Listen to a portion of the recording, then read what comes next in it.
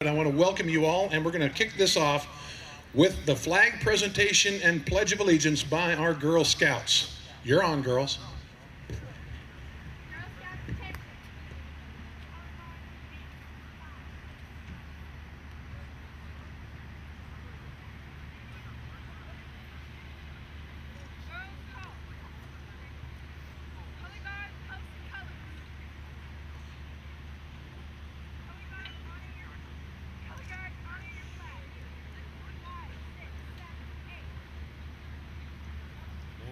The girls are going to do the Pledge of Allegiance. Would you all please join with them in that? Here they go.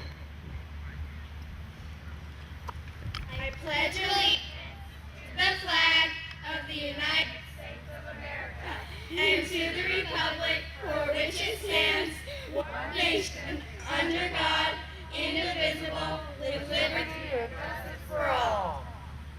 Oh, say, can you see by the dawn's early light what so proudly we hailed at the twilight's last gleaming, whose broad stripes and bright stars through the perilous fight o'er the ramparts we watched were so gallantly streaming, and the rockets regular, the bombs bursting in air, gave proof through the night that our flag was still there. Oh, say does that star-spangled banner yet wave o'er the land of the free and the home of the brave? And I'd like to tell you my story. And back in September of 2007, life was good, like for a lot of people. Business was good. I just sent my oldest daughter off to Europe to go to school for 3 months, and I was working out at the local gym, and I noticed a lump in my neck. I didn't have any mole, I didn't have any lesions, just felt a lump. So I went to my family doctor right away, and she said, you need to get it scanned, which we did the next day. And she called me and said, you need to have it biopsied.